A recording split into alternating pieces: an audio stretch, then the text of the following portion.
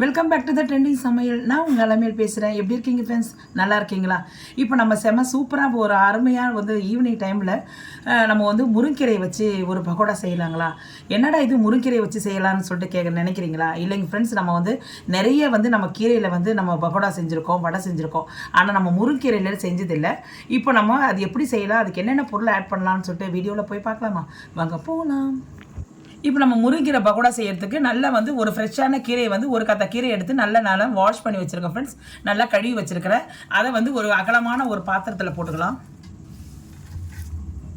இதில் நம்ம ஒரு 2 வெங்காயத்தை நல்லா சின்ன சின்னதாக அரிஞ்சு எடுத்துக்கோங்க. அதை இதில் போட்டுக்கலாம். கொஞ்சோண்டு பச்சை மிளகாய் போடுங்க. 2 பச்சை மிளகாய் நான் சின்ன சின்னதாக அரிஞ்சு வச்சுருக்கேன். அதையும் நம்ம இதில் கலந்துக்கலாம். கொஞ்சோண்டு கொத்தமல்லி அரிஞ்சு வச்சுருக்கேன். அதையும் இதில் கலந்துக்கலாம். கொஞ்சோண்டு கருவேப்பிலையை போட்டிருக்காங்க ஃப்ரெண்ட்ஸ். இதையும் சின்ன சின்னதாக நீங்கள் கட் பண்ணிங்களா, சிசரில் கட் பண்ணிக்கோங்க. அதையும் இதில் போட்டுக்கோங்க. தேவையான அளவு தனி மிளகாத்தூள் போட்டுக்கோங்க. ஆல்ரெடி நம்ம பச்சை மிளகாய் ஆட் பண்ணிக்குவோம். குழந்தைங்க சாப்பிட்றதா இருந்தால் பச்சை மிளகாய் அவாய்ட் பண்ணிடுங்க. இதை மட்டும் நீங்கள் ஆட் பண்ணிக்கோங்க. இது கொஞ்சம் போட்டுக்கோங்க. இதில் கொஞ்சோண்டு ஒரு சின்ன டீஸ்பூன் கரம் மசாலா ஆட் பண்ணிக்கோங்க ஃப்ரெண்ட்ஸ். நல்லாயிருக்கும், வாசனையாக இருக்கும். கொஞ்சோண்டு பெருங்காயத்தூள், தேவையான அளவு சால்ட்டு, சின்ன கரண்டி மாதிரி இருக்கும். சின்ன கரண்டியில் நான் தேவையான அளவு கடலை மாவு போட்டுக்கோங்க. உங்களுக்கு எவ்வளோ தேவையோ அது பிறகு நான் நம்ம இது இருக்கிறீங்களா, மெஷர்மெண்ட் கப் இருக்கு இல்லைங்களா, அந்த கப்பில் லாஸ்ட்டு கப்பு இது. அந்த கப்பில் தான் நான் ஒரு கப்பு நான் போட்டிருக்கேன். உங்களுக்கு எவ்வளோ கீரை எடுக்கிறீங்களோ அதுக்கு தகுந்த மாதிரி ஆட் பண்ணிக்கோங்க ஃப்ரெண்ட்ஸ்.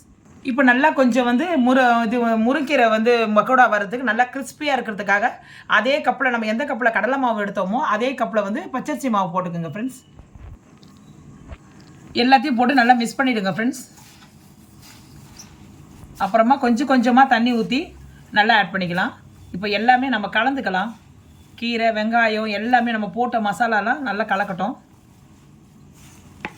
இது உடம்புக்கு ரொம்ப நல்ல சத்து உள்ளது ஃப்ரெண்ட்ஸ். நல்லா இரும்பு சக்தி உள்ளது.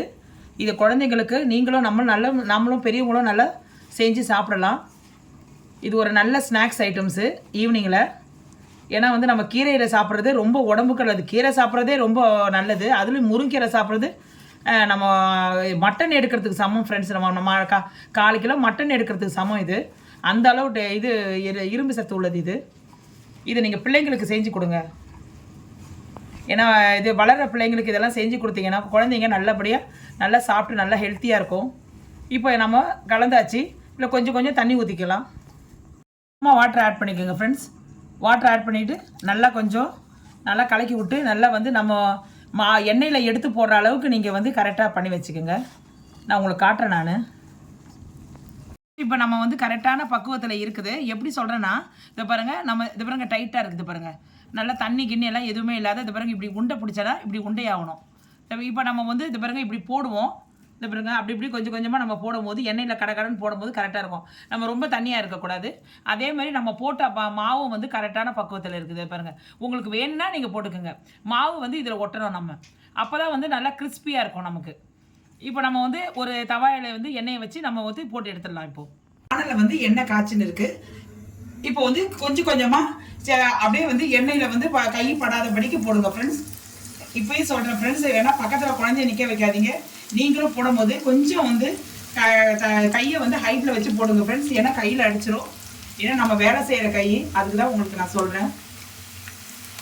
இப்படியே எல்லாத்தையும் போட்டுடலாம். கொஞ்சம் நல்லா வேகட்டும். அவ்வளோ டேஸ்ட்டாக இருக்கும் ஃப்ரெண்ட்ஸ். இது நீங்கள் செஞ்சு சாப்பிட்டு பாருங்கள். நம்ம எல்லா கீரையிலையும் சாப்பிட்ருப்போம். ஆனால் இது ஒரு வாட்டி டேஸ்ட் பண்ணி சாப்பிட்டு பாருங்கள். உடம்புக்கு ரொம்ப ஹெல்த்துக்கு நல்லது. அதுக்கு தான் நான் சொல்கிறேன்.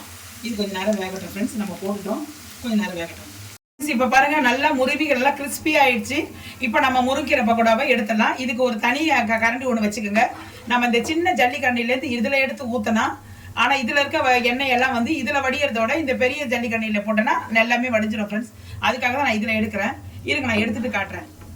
ஓகே ஃப்ரெண்ட்ஸ், இப்போ பாருங்கள் செம்ம சூப்பராக நல்லா கிறிஸ்பியாக இருக்குது. நல்லா அந்த முருங்கீரைலாம் நல்லா தெரியுது பாருங்கள். நல்லா வெந்துருச்சு, நல்லா கிறிஸ்பியாக இருக்குது பாருங்கள். இப்போ இந்த நேரத்தில் எடுத்துருக்காங்க. இன்னும் நம்ம மீதி இருக்கிறதையும் நம்ம போட்டு எடுத்துகிட்டு நான் உங்களுக்கு காட்டுறேன். இப்போ பாருங்கள், செம சூப்பராக நம்ம முருங்கை பக்கோடா செஞ்சு உங்கள் முன்னாடி வச்சுருக்கேன் ஃப்ரெண்ட்ஸ். இதுக்கு நான் ஒரே ஒரு அர்த்தம் மட்டும் சொல்கிறேன் ஃப்ரெண்ட்ஸ், நீங்கள் தெரிஞ்சுக்கங்க. முருங்கை மரம் வச்சுருக்கவங்க தடி எடுக்க மாட்டாங்க. இதுக்கு ஃபுல் மீனிங் என்னென்னா, யார் யார் வீட்டில் வந்து முருங்கை மரம் இருக்கோ காலத்துக்கும் அவங்க சாகிற வரைக்கும் தடி எடுத்து ஊனி நடக்க மாட்டாங்க ஃப்ரெண்ட்ஸ். அதுதான் இதோடைய அர்த்தம் வந்து உங்களுக்கு நான் சொல்கிறேன். நான் குழந்தைங்க முறை பெரியவங்க வர இதை வந்து குழந்தைங்க வந்து இதை முருங்கீரையாக நீங்கள் சமைச்சு கொடுத்தோன்னா சாப்பிட மாட்டாங்க. ஆனால் இதே மாதிரி நீங்கள் பகோடாவை நீங்கள் செஞ்சு ஒரு 2 வீக்ஸுக்கு 2 வாரம் நீங்கள் வச்சுருந்து ஒரு ஏர் கண்டெய்னர் இது ஒரு பாக்ஸில் நீங்கள் வச்சுருந்து குழந்தைங்களுக்கு எடுத்து நீங்கள் ஒரு தட்டில் போட்டு கொடுத்தோன்னா உடம்புக்கு ரொம்ப ஹெல்த்து. ஏன்னா வந்து இதில் மூட்டு வலி இருக்கிறவங்க, முதுகு வலி இருக்கிறவங்க, கழுத்து வலி இருக்கிறவங்க, ஹீமோகுளோபின் கம்மியாக இருக்கிறவங்க உபயோகமாக இருக்கும் ஃப்ரெண்ட்ஸ். ஏன்னா முருங்கைக்கீரையில் நிறைய பெனிஃபிட் இருக்குது. அதனால தான் நான் உங்களுக்கு சொன்ன அர்த்தம் வந்து முருங்கை மரம் வச்சுருக்கவங்க தடி எடுக்க மாட்டாங்கன்னு உங்களுக்கு அந்த அர்த்தம் சொன்னேன். யார் எல்லார் வீட்லையும் முருங்கை மரம் இருக்குது. ஆனால் அவங்க வீட்டிலலாம் நீங்கள் பாருங்கள், அந்த முருங்கைக்கீரையை சமைச்சு சாப்பிட்றவங்க காலத்துக்கும் வந்து சாகிற வரைக்கும் தடி எடுத்து ஊனி நடக்க மாட்டாங்க, நல்லா நிமிர்ந்து நடப்பாங்க. அதுக்கு தான் இது அர்த்தம் ஃப்ரெண்ட்ஸ். அதனால தான் நான் ஒரு முருங்கீரையில் இதை நான் செஞ்சு நான் உங்களுக்கு காட்டியிருக்கிறேன். இதை குழந்தைங்களுக்கு செஞ்சு கொடுங்க ஃப்ரெண்ட்ஸ். இந்த வீடியோ உங்களுக்கு உபயோகம் உள்ளதுன்னு நான் நினைக்கிறேன். உபயோகமாக உள்ளதுன்னு நீங்கள் நினைக்கிறதா இருந்தால் ஒரு சப்ஸ்கிரைப் போட்டு விடுங்க, ஒரு லைக்கும் பண்ணி கொடுங்க. உங்கள் மறக்காமல் வந்து ட்ரெண்டிங் சமையலுக்கு இது கமெண்ட் செக்ஷனில் நீங்கள் உங்களுடைய இதை வந்து ஃபீட்பேக்கை போட்டு விடுங்க. இதை வந்து உங்கள் ஃப்ரெண்ட்ஸ் சர்க்கிளில் யாருக்கு வேணாலும் இதை ஷேர் பண்ணி விடுங்க. ஏன்னா ரொம்ப ஹெல்த்தியான இது ஒரு ஸ்நாக்ஸ்.